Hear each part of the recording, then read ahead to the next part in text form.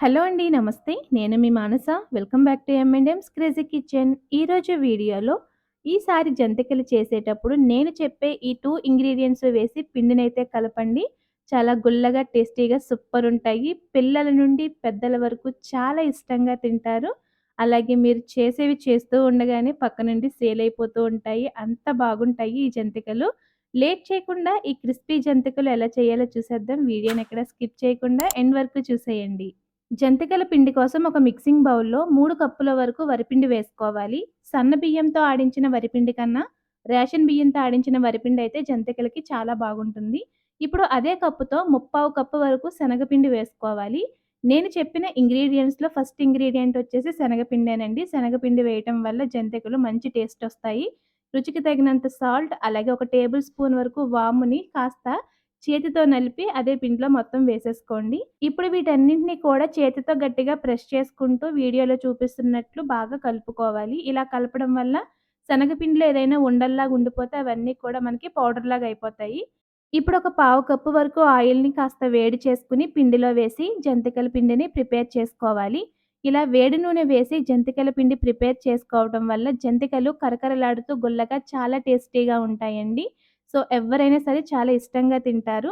ఇప్పుడు పిండిని కలుపుకోవడం కోసం వేడి వేడి నీళ్ళని వేసుకొని పిండిని బాగా కలుపుకోవాలి. ఇలా వేడి నీళ్ళతో కలపడం వల్ల పిండి ఆ వేడికి కాస్త మగ్గి జిగురుదనం ఏర్పడి జంతికలు వేసేటప్పుడు విరిగిపోకుండా చక్కగా వస్తాయి. సో, అందుకనే వేడి నీళ్ళతోనే పిండిని కలిపి ఈ విధంగా వేడి చల్లారిపోకుండా పిండంతటిని ఒత్తుకొని ఒక 5 నిమిషాల పాటు పక్కన పెట్టుకోవాలి. పిండి మగ్గేలోపు జంతికల గొట్టానికి ఆయిల్‌ని గ్రీస్ చేసుకొని సెట్ చేసి పక్కన పెట్టండి.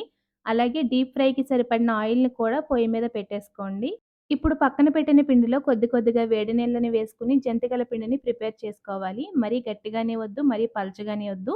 మీడియంగా ఈ విధంగా పిండిని ప్రిపేర్ చేసుకొని, ఇప్పుడు కొద్దిగా పిండి ముద్దని తీసుకొని, మనం గ్రీస్ చేసి పెట్టుకున్న జంతికల గొట్టంలో సెట్ చేసుకోవాలి. కొత్తగా నేర్చుకునేవాళ్ళు, ఫస్ట్ టైమ్ చేసేవాళ్ళు డైరెక్ట్‌గా జంతికల్ని ఆయిల్‌లో వేయకుండా, ఈ విధంగా గరిటె మీద లేదంటే ఒక ప్లేట్ మీద వేసుకొని, మంటని లో ఫ్లేమ్‌లో ఉంచి, కాగిన నూనెలో వేసుకోవాలి.